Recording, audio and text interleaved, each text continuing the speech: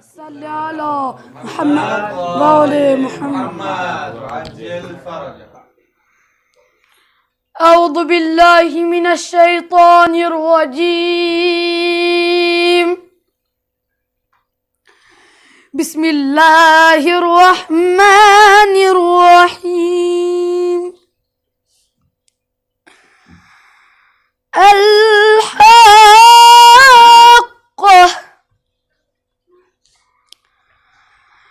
ما الحاقة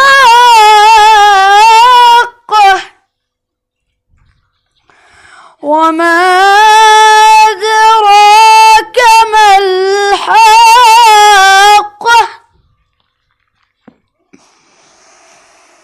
بسم الله الرحمن الرحيم. الحاقة الله الله.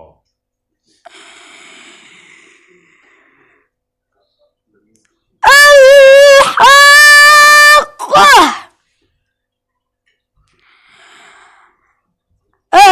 الحاقة ما الحاقة وما أدراك ما الحاقة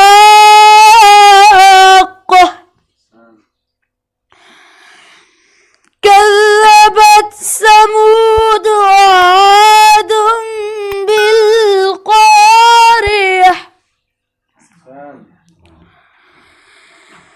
فأما ثمود فأهلكوا بالطاغية وأما عاد فأهلكوا بريح صرصر عاتية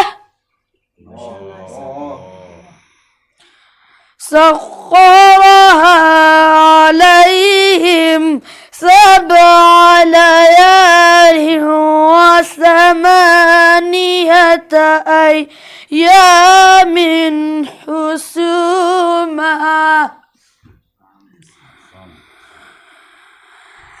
فترى القوم فيها صرعى كأنهم أعجاز نخل خاوية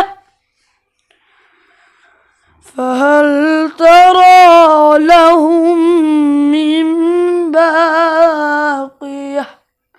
صدق الله العلي العظيم.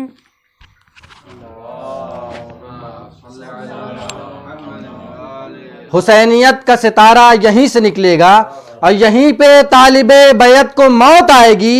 یزیدیت کا جنازہ یہیں سے نکلے گا. اور میں بھر کے لایا ہوں دامن میں خاک روضہ حر. میں بھر کے لایا ہوں دامن میں خاک روضہ حر.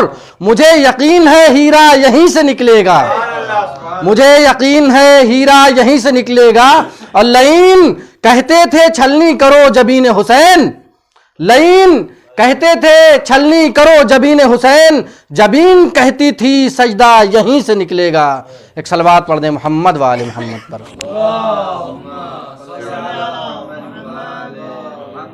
اب ہم گزارش گزار ہیں حضرت حجت الاسلام والمسلمین علی جناب مولانا سید شاہد رضا رضوی صاحب قبلہ سے کہ وہ آئیں اور اپنے بیان سے مومنین کے قلوب کو منور فرمائیں. بآواز بلند بر محمد و آل محمد صلوات.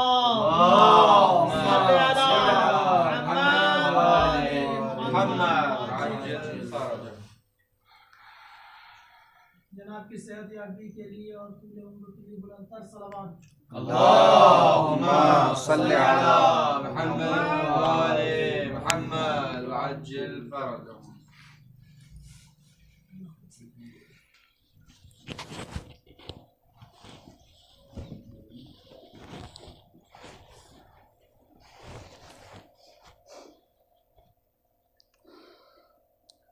رحم اللہ من قرأ الفاتحہ.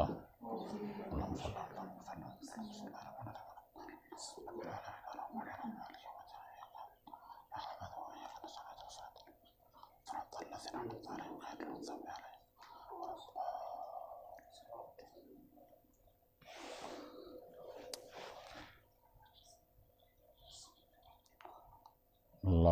حول ولا قوة إلا بالله العلي العظيم.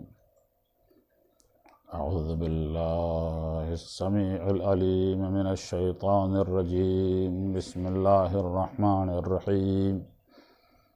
الحمد لله رب العالمين، والصلاة والسلام على سيد الأنبياء والمرسلين، المخاطب بطه وياسين، العبد المؤيد والرسول المسدد، أبي القاسم المصطفى محمد.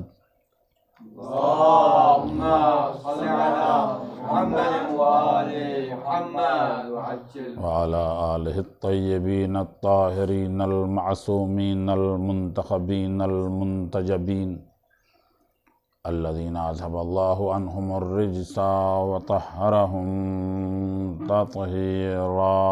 اللهم صل على محمد وآل محمد وعجل فرجهم. واللعن الدائم على أعدائهم وغاصبي حقوقهم وظالميهم أجمعين من آن إلى قيام يوم الدين. أما بعد، فقد قال المعصوم علیہ الصلاۃ والسلام: الدعاء سلاح المؤمن.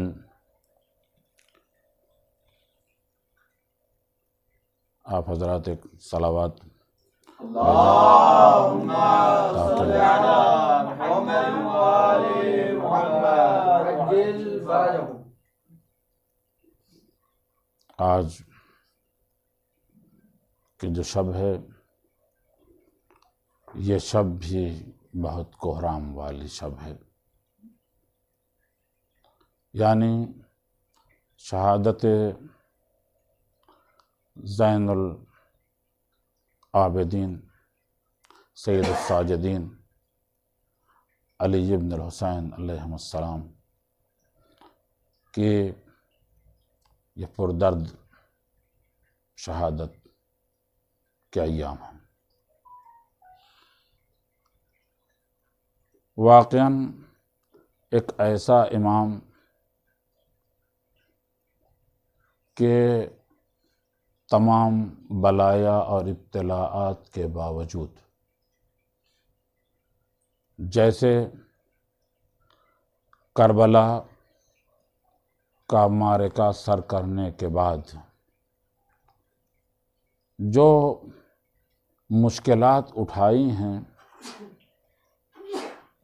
وہ کسی بیمار سے تصور نہیں ہے کہ بیمار اس طریقے کی مصیبتیں اور مصیبتیں برداشت کر سکے، لیکن اللہ کی مشیت اور اس کی مرضی کے سامنے ولی اللہ یا یہ گھرانہ ہمیشہ سربریز رہا ہے۔ یہ حدیث گرام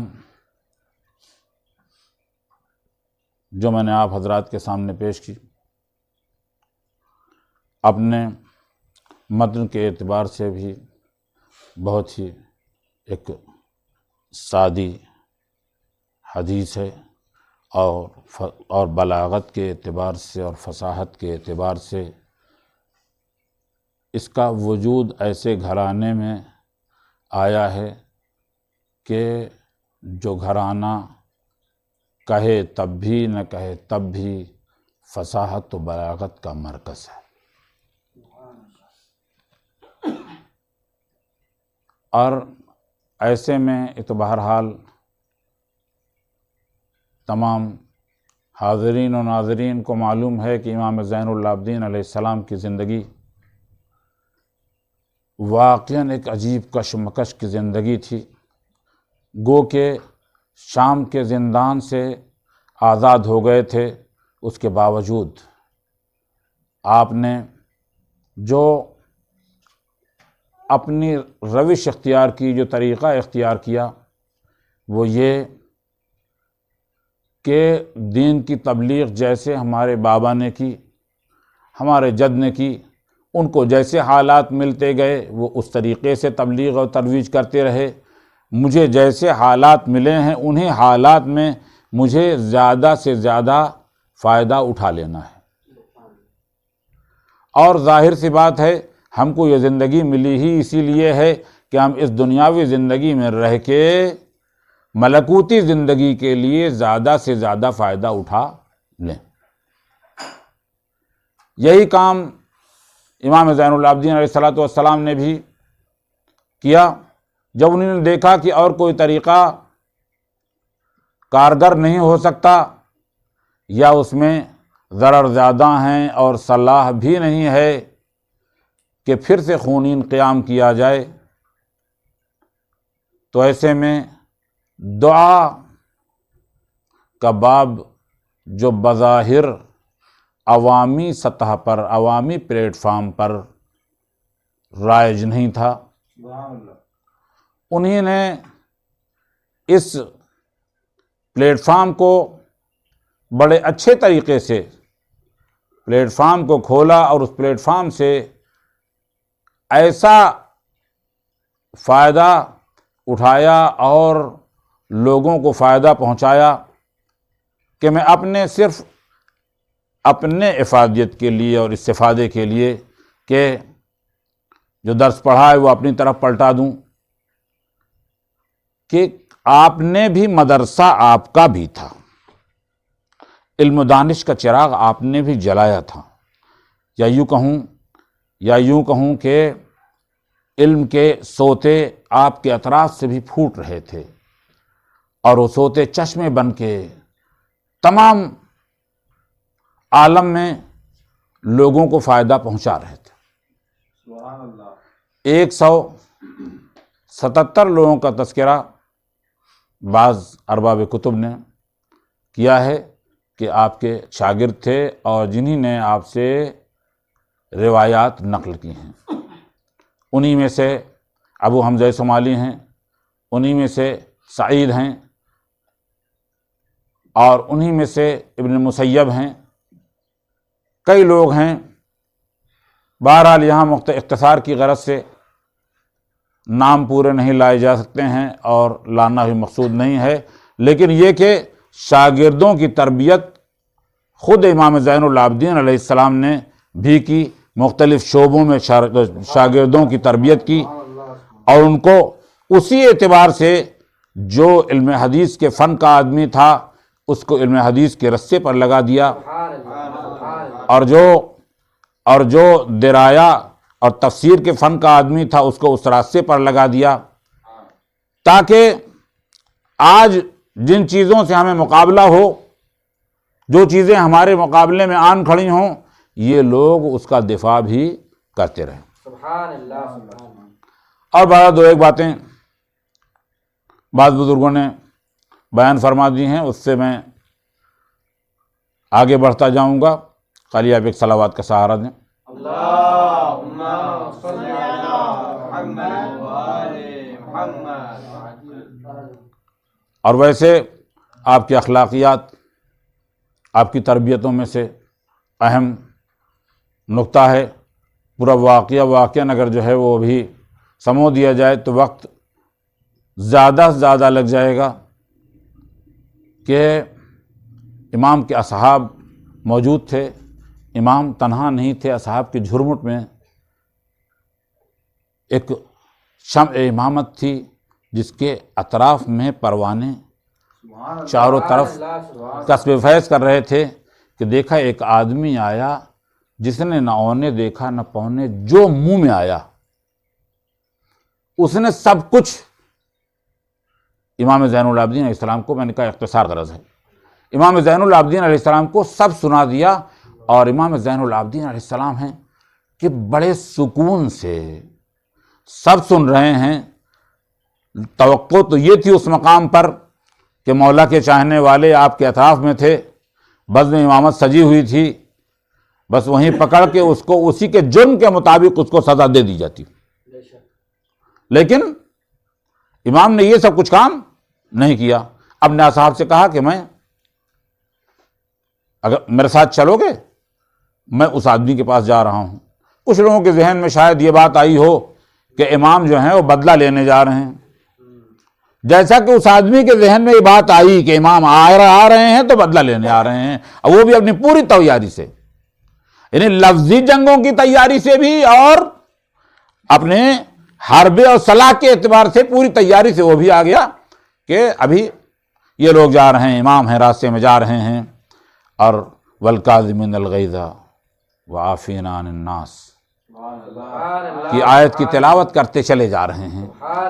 کم سے کم اصحاب مطمئن ہو گئے کہ مولا بدلہ لینے نہیں جا رہے ہیں، بلکہ تربیت کا ایک بہت بڑا ساغر ہے جو اس پیاسے کے اطراف میں جا رہے ہیں. وہاں پہنچے، جو تشنع معارف تھا، جو تعلیمات اہل بیت کا بھوکا تھا لیکن جاہل تھا اور غافل بھی تھا. وہاں پہنچے تو جیسے ہی اس نے چاہا کہ آپ پر لفظی جنگ شروع کرے، آپ نے سلام کے بعد اس طریقے سے اس سے گفتگو شروع کی کہ اگر جو کچھ تو وہاں کہہ رہا تھا، اگر یہ بات صحیح ہو تو خدایا تو مجھے معاف کر دے. اور کہا اگر یہ جو تو کہہ رہا تھا اگر یہ بات غلط ہو تو خدایا تو اس کو معاف کر دے. یعنی اس طریقے سے وہ بالکل پانی ہو گیا تھا، شرمسار ہو گیا تھا.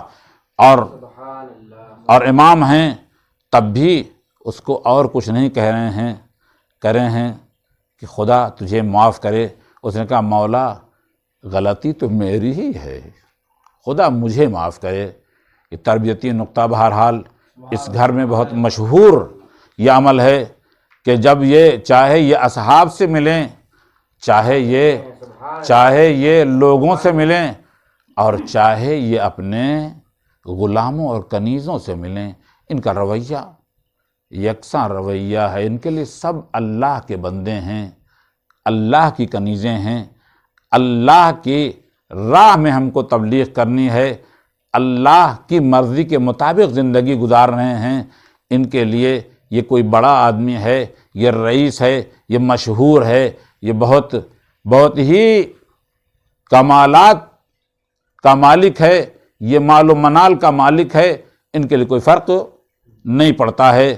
انہوں نے دیکھا یہ غلام ہے تو غلاموں کو بھی ایسی تربیت کر دیں کہ وہ دنیا میں جہاں جائیں ایک اخلاق کا ایک بہت بڑا لشکر لے کے جائیں.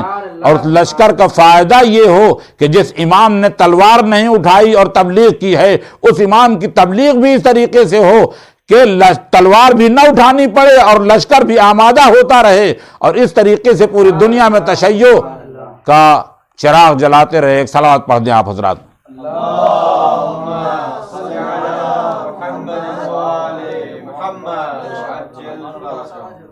میں یہ حدیث جو بہت ہی مختصر سی حدیث تھی، یعنی ہے کہ حضرت نے فرمایا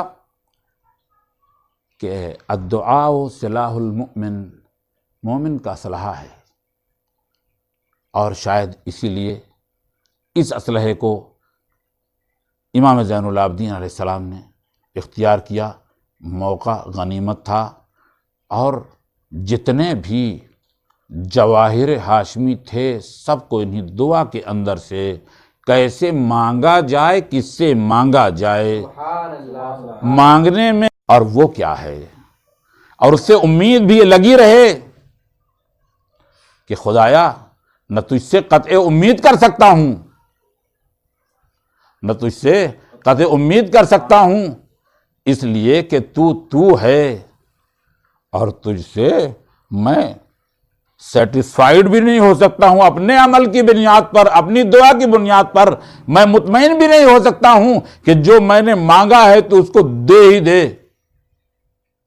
خداوند عالم سے مانگنے کا انداز بھی عجب انداز ہونا چاہیے کہ ایک بھوکا ہے، معلومات کا ایک پیاسا ہے، ضرورات کا کاسا لیے ہوئے ہے، ضرورتیں اس کی جو ہے اس کاسے میں موجود ہیں، اور اس کاسہ گدائی میں جتنی ضرورتیں ہیں سب لے کر آیا ہے اور خدا سے کہہ رہا ہے.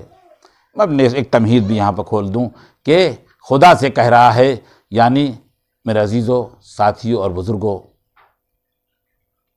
خدا سے مانگنے کا طریقہ کیا ہونا چاہیے؟ یعنی ہم کو بد اعتمادی مولا سے نہیں ہونی چاہیے کہ چلو اس کے کرم کو آزما لیا جائے، چلو مانگتے ہیں دے دیا جائے گا، مجرب ہے یہ دے دے گا، سبحان اللہ. اس کے ہاں بار بار مانگا ہے، اس کا تجربہ ہے، یہ دے دے گا، تو یہ یقین تک لے جاتا ہے.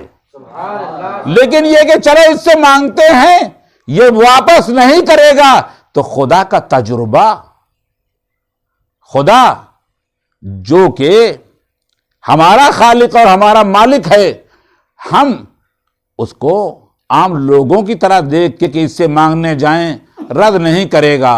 ایک کریم انسان ہے جو ہماری بات کو پلٹائے گا نہیں، اور ہو سکتا ہے آزمائش کر لیں، اگر اس نے دے دیا تو دے دیا، اگر نہیں دیا تو کوئی بات نہیں ہے. ظاہر سی بات ہے خدا کی بارگاہ میں اس طریقے سے جانا خدا کی توہین ہے کہ آپ کا پورا اعتقاد، ہمارا پورا عقیدہ ہونا چاہیے کہ اس سے مانگا جائے تو دے گا وہ. سبحان اللہ. یا اور بات ہے کہ کسی شاعر نے کہا ہے کہ گر گدا کاہل بوت تقصیر صاحب خانہ چیز، سبحان اللہ. سبحان اللہ. واہ واہ. ورنہ جب ہم کو مانگنا نہ آئے تو تقصیر ہماری ہے، بے شک. تقصیر دینے والے کی نہیں ہے. سبحان اللہ. سبحان اللہ. تقصیر اس کریم خدا کی نہیں ہے کہ وہ ہمیں دے نہیں رہا ہے، بلکہ ہم آداب و اخلاق دعا کے مطابق اپنی دعا کو نہیں. میرا موضوع صرف دعا ہی ہے. دعا مانگنے کے آداب و اخلاق سے ہم متخلق نہیں ہوئے، یعنی ہم نے ان عادتوں کو نہیں اپنایا کہ جن کے ذریعے دعا مانگی جاتی ہے. اور جب ہم دعا مانگنے کے آداب اختیار نہیں کریں گے تو کاہے کو ہم کو دے گا؟ اب وہ تو اپنے بڑے انبیاء سے بھی ایسے کہتا ہے. ایک ایسا نبی جو کہ خلیل بھی ہے، جو کہ رسول بھی ہے، جو کہ امام بھی ہے، اس سے کہتا ہے وَمَا يَعْبَأُ بِكُمْ رَبِّي لَوْلَا دُعَاؤُكُمْ. یہ عام آدمی تو عام آدمی ہے، اگر میرا خلیل بھی اگر مانگے اور اگر نہ مانگے تو میں اس کو بھی دینے کے لیے تیار نہیں ہوں. یہ اور بات ہے کہ خلیل کا نام کا در سے کہتے ہیں دیوار بھی سنیں، کہ یعنی کہنے کا مطلب یہ ہے کہ جب میں خلیل سے کہتا ہوں کہ تم مانگو ورنہ پرواہ نہ کروں گا، تو اس کا مطلب یہ ہے کہ ہماری جملہ مخلوقات عالم وہ ہم سے مانگے، اور ایسے کہ میں ان کا مالک ہوں، میں ان کا خالق ہوں. روئیں گڑ گڑائیں، پاک غذا ہو، روزہ رکھ لیں، اس کے علاوہ طہارت کے ساتھ انسان دعا مانگے، روبہ قبلہ بیٹھ جائے دعا مانگے، اور اپنی مراد کو اس یقین کے ساتھ مانگے کہ اگر وہ نہیں دے گا تو کون دے گا، اگر اس کی بارگاہ میں نہ ملے گا تو پھر کہاں ملے گا؟ یقیناً خدا ہم کو واپس نہیں کرے گا. میں نے اس حدیث میں عرض کیا کہ مولا نے فرمایا ہے کہ سلاح المؤمن، مومن کا اسلحہ ہے. اب یہ اور بات ہے کہ جب یہی اپنی چاہت کو، اپنی مراد کو، اپنے ضرورت براری کو، شاید تھوڑا سا لفظ ثقیل ہو گیا ہے، اپنے ضرورت پورا کرنے کے لیے جو اللہ سے انسان درخواست کرتا ہے، وہ اگر انسانوں کی، اگر مخلوق کی چوکھٹوں پہ جا کے وہ کاسا لیسی کرے اور تملق چاپلوسی کرے تو سمجھ لو کہ اس کو کچھ ملنے والا نہیں ہے. لیکن اگر یہی تملق، یہی چاپلوسی اگر خداوند عالم کی بارگاہ میں کی جائے تو یہ عین اس کا حق ہے کہ وہی اہل کبریا ہے، وہی اہل عظمت ہے. اور اگر اس کے سامنے اگر اس سے نہ مانگا جائے تو کس سے مانگا جائے گا؟ لیکن ہوتا یہ ہے کہ ہم کہتے ہیں کہ مانگتے خدا سے ہیں، کہتے ہیں دے دیں گے بننے بھائی. مانگتے خدا سے ہیں، کہتے ہیں چھبن بھائی دے دیں گے. مانگتے خدا سے ہیں اور نگاہ جو ہوتی ہے منت بھائی کی طرف ہوتی ہے. یعنی میری مراد یہ ہے کہ بندگان خدا کی طرف توجہ ہوتی ہے. مانگنا خدا سے بہانہ ہے، بے سود بہانہ ہے. جب تک کہ خدا سے مانگو اور خدا کے لیے ہی مانگو، جیسا کہ مولا کائنات نے فرمایا ہے کہ وہ خدا وہ ہے جو ہم کو اپنی ذات سے اپنی ذات تک لے جاتا ہے. وہ خدا وہ نہیں ہے کہ جو ہم کو مخلوقات سے اپنے آپ تک لاتا ہے. اور اگر کسی مخلوق کا تذکرہ بھی کیا ہے تو وہ ایسی مخلوق ہیں جن کو اپنا کیا بنا کے بھیجا ہے؟ پرتو بنا کے بھیجا ہے، جن کو اپنا مظہر بنا کے بھیجا ہے. جب ان کو مظہر بنایا ہے تو ان کی ذمہ داری یہی ہے، ان کی ڈیوٹی ہی یہی ہے کہ وہ اس خدا سے لے کے ہم تک کے پہنچا دیں. تو وہ پبلک کا جیب نہیں ہے، وہ خدا کا جیب ہے. مانگیں گے خدا سے، دیں گے وہ. مانگیں گے پروردگار عالم سے، ملے گا علی علیہ السلام سے. اب کوئی یہ نہ کہے کہ علی کیا ڈائریکٹ دے سکتے ہیں. ہم علی سے جب مانگتے ہیں تو علی کے خدا سے مانگتے ہیں، اور علی کے خدا سے جب مانگتے ہیں تو علی کے ذریعے وہ ہم کو دے دیتا ہے.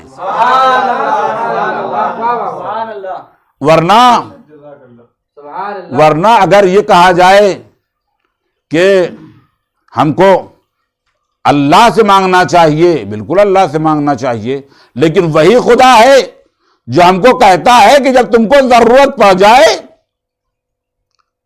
تو ضرورت کے وقت وَاسْتَعِينُوا بِالصَّبْرِ وَالصَّلَاةِ، قرآن کی آیت ہے سورہ بقرہ میں، کہ صبر اور نماز کے ذریعے مانگو. یعنی صبر اور نماز کو وسیلہ بنایا جا سکتا ہے، لیکن اہل بیت کو وسیلہ نہیں بنایا جا سکتا ہے. تو صبر و نماز کو بھی وسیلہ بنائیں گے قرآن سمجھ کے تو اس کو بھی وسیلہ بنایا جا سکتا ہے. اور جب قرآن صامت کو وسیلہ بنایا جا سکتا ہے تو قرآن ناطق بدرجہ اولا وسیلہ بنایا جا سکتے ہیں. صلوات پڑھ جائے آپ حضرات. اللہم صلی علی محمد وآل محمد وعجل فرجہ. ایک مقرر صلوات بھی. اللہم صلی علی محمد وآل محمد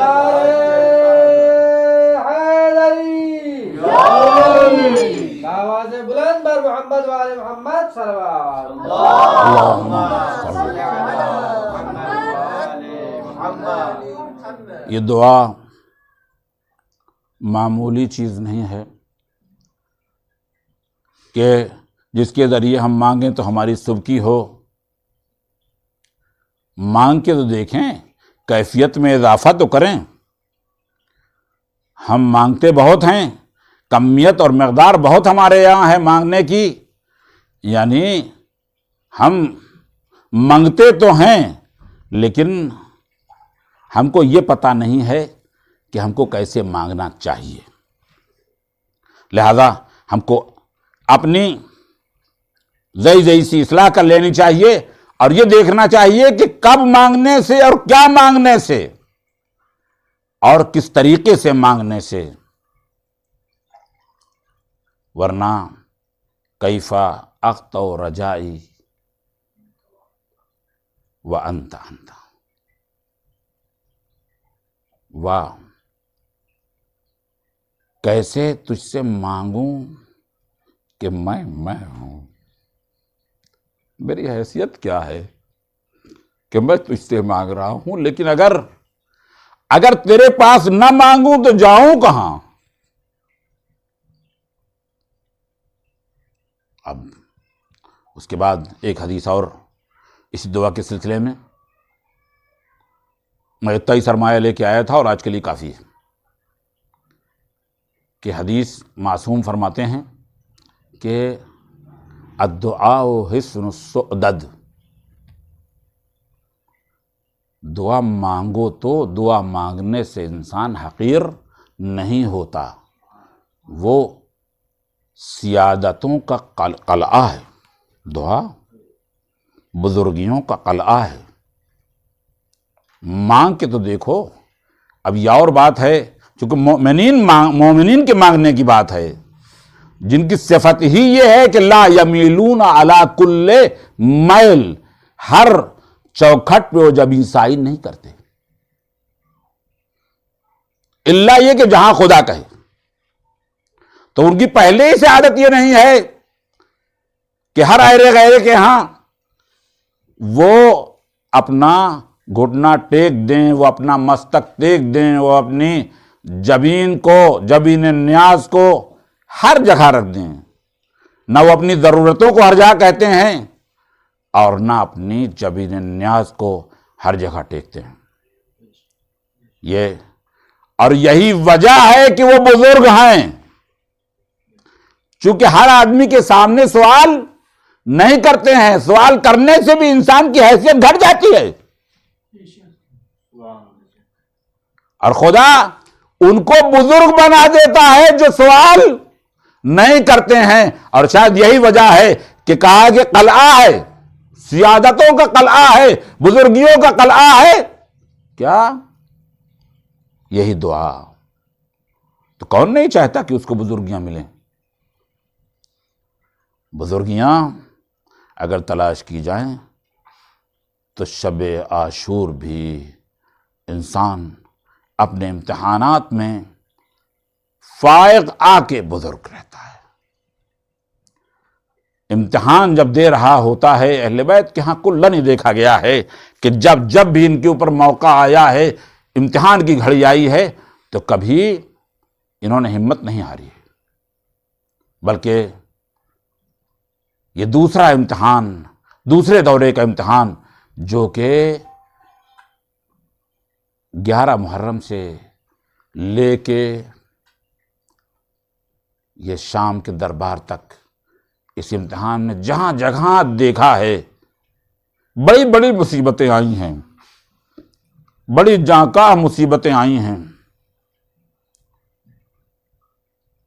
جیسا کہ ایک آدمی ملا راستے میں، جب شام میں آپ جا رہے تھے، اور اس نے کہا ان کا مقدر ہی یہی ہے، ان کو ایسا ہی ہونا چاہیے، اور انہوں نے تو خلیفہ وقت کے خلاف خروج کیا تھا، اور جتنا اس کے منہ میں آیا سب اس نے بک ڈالا۔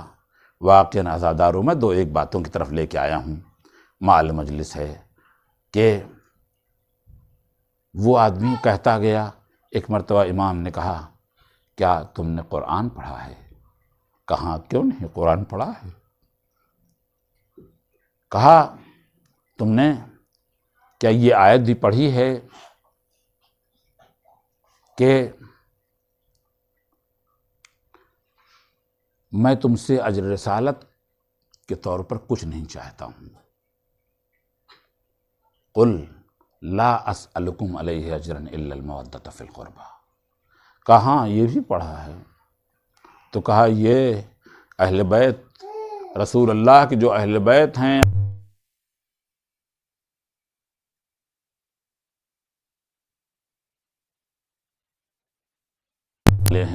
وہ تو ہم ہی ہیں۔ اور اس کے بعد وہ سر پیٹ پیٹ کے رونے لگا۔ میں نے کہا تھا کہ انقلاب برپا کیا ہے انہی نے۔ کہا ہم کو تو پتہ نہیں تھا، میں تو قرآن پڑھتا تھا، میں نے تو اس آیت کو پڑھا ہے، لیکن ہم کو پتہ نہیں تھا، اور اسی پر لعنت ملامت کرنا شروع کر دیا، یزید پر، یزید والوں پر۔ اب شام کا دربار ہے، حالات تو روز بروز بد سے بدتر رہے۔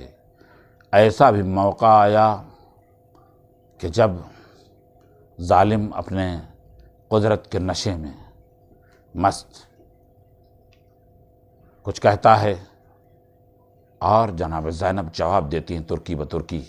اس کے بعد وہ علی ابن الحسین امام زین العابدین علیہ السلام کو قتل کرنے پر آمادہ ہو جاتا ہے۔ فوراً جناب زینب سے امام زین العابدین علیہ السلام کا پھوپھی اماں آپ اس کے منہ نہ لگیے، بڑی ہی دلیری سے اس سے بات کیا، اور بات کرنے کے بعد کہا دیکھا خدا نے تمہارے ساتھ کیا کیا ہے؟ کہا خدا نے ہمارے ساتھ کچھ نہیں کیا، یہ آیت جو تم کہہ رہے ہو یہ ہمارے واسطے نازل نہیں ہوئی ہے، بلکہ اس کے مصداق تم ہو۔ اور آگے بڑھتے گئے. عزاداران سید الشہداء شام کا بازار ہے، وہاں سے گزر رہے ہیں. طرح طرح کی مصیبتیں ہیں. کبھی چاہنے والا کہ اگر کوئی گزر ہو جائے ایسے عالم میں جب کہ زینب اولیاء مقام واقعاً کنیزوں کو جو تربیت کیا تھا، ام حبیبہ مل جاتی ہے. اور ایک مرتبہ کتنی مصیبت کا وقت رہا ہوگا جناب زینب اولیاء مقام کے لیے کہ ام حبیبہ کو دیکھا اور ایک مرتبہ یہ کہا کہ ام حبیبہ تم نے پہچانا نہیں. کیا بات کہتا ہی چلوں کہ دعا کروائی تھی، کچھ لے کے آئی تھی نذر کا، دعا کروائی تھی کہ جیسے یہ بچے یتیم ہوئے ہیں میرے بچے یتیم نہ ہوں، جیسے یہ اسیر ہوئے ہیں ہم اسیر نہ ہوں. اب کہتے کہتے کہا یہ دعا کر دیجئے کہ میں مدینے میں میرا جانا نصیب ہو جائے. ایک مرتبہ جیسے مدینے کا نام آیا جناب نے کہا کہ تو جناب زینب نے کہا کہ اے ام حبیبہ تم وہاں جاؤ گی تو کیا کرو گی؟ جیسے نام لیا ام حبیبہ کھٹکی، اس کے بعد کہا ہم جائیں گے اپنے مولا امام حسین سے ملنے کے لیے جائیں گے. کہا اب کوئی فائدہ نہیں ہے، تمہارا حسین تو کربلا کے میدان میں قتل کر دیا گیا، تم کس سے ملنے جاؤ گی؟ اگر زینب اولیاء مقام سے ملنا ہو تو زینب تمہارے سامنے کھڑی ہے. ایک مرتبہ ام حبیبہ اپنا سینہ سر پیٹنے لگی. عزاداران امام مظلوم یزید کا دربار ہے اور یزید نے ایک خطیب کو حکم دیا ہے، سرکاری خطیب کو، کہ وہ منبر پر جائے اور جانے کے بعد علی اور آل علی کی مذمت کرے. ادھر جانے کے بعد وہ مذمت شروع کرتا ہے بڑی جرأت کے ساتھ. امام نے کہا جو وہ بول چکا کہ تو نے مخلوق کی مرضی کے واسطے اللہ کو ناراض کر دیا ہے. اور اس کے بعد یہ کہا کہ کیا میں ان لکڑیوں پہ میں بھی جا سکتا ہوں؟ یزید اجازت نہیں دے رہا تھا، جان رہا تھا کہ مصیبت کیا کھڑی ہوگی، لیکن سب لوگوں نے اصرار کیا کہ اس کے پیروں میں بیڑیاں پڑی ہوئی ہیں، اس کے کمر میں لنگر ہے، یہ خاردار طوق پہنے ہوئے ہے، یہ اتنا اس میں طاقت کہاں کہ بول پائے، اسے اجازت دے دو. لیکن اجازت نہیں مل رہی. ایک مرتبہ اجازت ملی تو امام نے آخر تک پہلے ہی وہ یہ کہا یزید سے کہ بتاؤ اگر ایسی حالت میں اگر نانا رسول اللہ دیکھیں تو ان کا رویہ تمہارے ساتھ کیسا ہوگا؟ اس کے بعد جو جانتا ہے وہ جان لے، جو نہیں جانتا ہے جو جانتا ہے وہ جانتا ہے، جو نہیں جانتا ہے جان لیں. مجھے اللہ نے 6 چیزیں دی ہیں اور 7 فضیلتیں دی ہیں. اور وہ 7 فضیلتیں کیا ہیں کہ نبی مختار ہمارے درمیان ہیں. وہ 7 فضیلتیں یہ ہیں کہ جعفر طیار ہم میں کے ہیں، حمزہ سید الشہداء ہم میں کے ہیں، علی مرتضیٰ ہم میں کے ہیں. گناتے چلے گئے فضیلت کہ ہم میں یہ ہیں. اور اب میں اپنی بات کو بالکل سمیٹ کے آخری لمحے میں ایک بات کہ امام زین العابدین علیہ السلام کا 25 محرم سن 95 ہجری بے دردی سے زہر دے کر شہید کر دیا. میں کہوں گا مولا آپ پر کروڑوں سلام ہو، لیکن آپ یاد فرمائے وہ موقع جب آپ 11 محرم کو مقتل سے گزر رہے تھے تو ایک رنگ آ رہا تھا، ایک رنگ جا رہا تھا. اور شاید یہی تصور رہا ہو کہ جس کا جوان بیٹا موجود ہو ہے اس کے باپ کا جنازہ 3 دن تک تب تو صحرا میں پڑا ہو، کوئی دفن کرنے والا نہ ہو۔ مولا آپ کو بڑے حشم کے ساتھ، بڑی شان و شوکت کے ساتھ دفن کر دیا گیا۔ شاید یہ بنی ہاشم کا پہلا جنازہ ہو جو اتنے احترام کے ساتھ دفن کیا گیا، لیکن کربلا کا میدان ہے، کربلا کا صحرا ہے، جب ایک طرف چچا عباس کا جنازہ پڑا ہوا ہے، جناب زین العابدین کے ہاتھوں میں ہتھکڑیاں ہیں، پیروں میں بیڑیاں ہیں۔ ہائے چچا کیا کروں، میں تمہیں ظفر نہیں کر سکتا۔ اور یہی جملہ زینب علیہ وقاب کا بھی تھا کہ اے بھائیا آپ میرا بہت خیال کرتے تھے، لیکن آج زینب کے پاس ایک چادر بھی نہیں ہے کہ آپ کے جنازے پر اڑا دوں۔ وَسَيَعْلَمُ الَّذِينَ ظَلَمُوا أَيَّ مُنقَلَبٍ يَنقَلِبُونَ أَلَا لَعْنَةُ اللَّهِ عَلَى الْقَوْمِ الظَّالِمِينَ۔ بار الہ اس مختصر سے عمل کو قبول فرماؤں۔ بار الہ ہم سب کو عزادار سید الشہداء قرار دے۔ بار الہ جو بھی دنیا میں مؤمنین مریض ہیں ان کو شفاء کامل و عاجل عنایت فرما۔ بار الہ یہ کورونا کی وبا جو تمام دنیا میں پھیلی ہوئی ہے، سب لوگوں کو شفاء کامل اور خاص طور سے مؤمنین کو خاصتاً شفاء کامل و عاجل عنایت فرما۔ بار الہ علماء عاملین کا سایہ ہمارے سر برقرار رکھ۔ بار الہ امام زمانہ ظہور میں تعجیل فرما، ہم سب کو انصار و اعوان امام زمانہ قرار دے۔ ربنا تقبل منا انک انت السمیع العلیم۔ ماتم حسین۔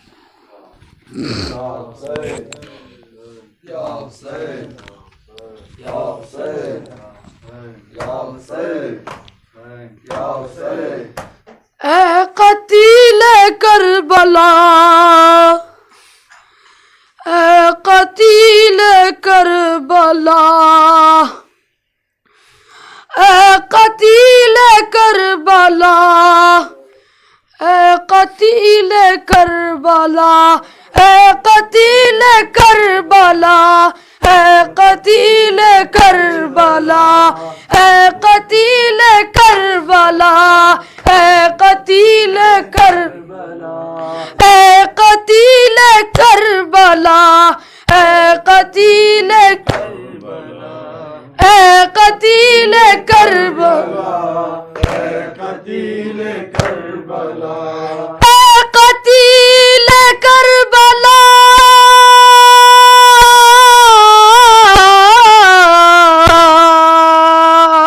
لاش مظلوم پہ تھی فاطمہ زہرا کی صدا، عصر عاشور کو تجھ پہ یہ عجب وقت پڑا، چیختی رہ گئی میں خنجر قاتل نہ رکا، شمر نے سر تیرا گودی میں میرے کاٹ دیا، پنجتن کا خاتمہ ظالموں نے کر دیا، پنجتن کا خاتمہ ظالموں نے کر دیا، کس کی کھا گئی نظر گھر میرا اجڑ گیا، اے قتیل کربلا، اے قتیل کربلا، اے قتیل کربلا، اے قتیل کربلا، اے قتیل کربلا، اے قتیل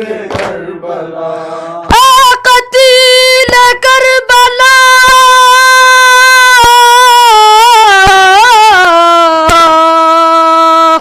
چکیاں پیس کے پالا تھا تجھے ہاتھوں میں، چھالے پڑ جاتے تھے لال میرے ہاتھوں میں، گود میں لے کے ٹہلتی تھی تجھے راتوں میں، کاٹے آنے نہ دیے میں نے تیری راہوں میں، آج تیروں پہ تیرا جسم چھلنی ہو گیا، آج تیروں سے تیرا جسم چھلنی ہو گیا، تجھ پہ دکھ یا مافدہ اے غریب نینوا، اے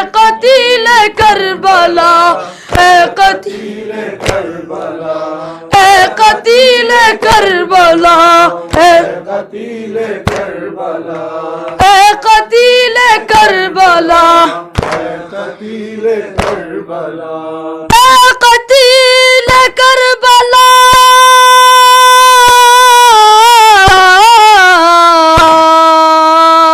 یاد ہے زیر کفن اپنا وہ توڑا بیٹا اور تیرا ہچکیاں لے لے کے وہ رونا بیٹا اپنا دل پیٹنا منہ اشکوں سے دھونا بیٹا میری خاموشی پہ حیرت زدہ ہونا بیٹا کتنا دل خراش تھا میرا گریا بکا کتنا دل خراش تھا میرا گریا بکا کتنا دل خراش تھا میرا گریا بکا کتنا دل خراش تھا میرا گریا بکا کتنا دل خراش تھا میرا گریا بکا زخم دل جنازہ بھی میرا ہل کے رہ گیا اے قتیل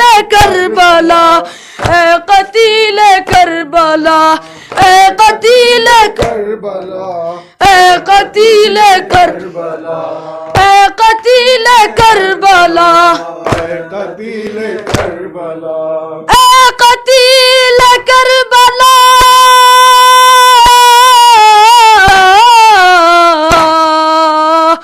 تجھ پہ ہو جاتی تھی قربان ہمیشہ مادر بعد مرنے کے بھی ضد کی تیری پوری دل بر آ گئے تیرے لیے ہاتھ کفن سے باہر تھپکیاں دیکھ کے سلانے لگی میں سینے پر جسم نازنی تیرا اب ہے خاک پر پڑا جسم نازنی تیرا اب ہے خاک پر پڑا بہو ہے بیٹیاں میری ہو رہی ہے بے ردا اے قتیل کربلا اے قتیل کربلا اے قتیل کربلا اے قتیل کربلا اے قتیل کربلا اے قتیل کربلا اے قتیل کربلا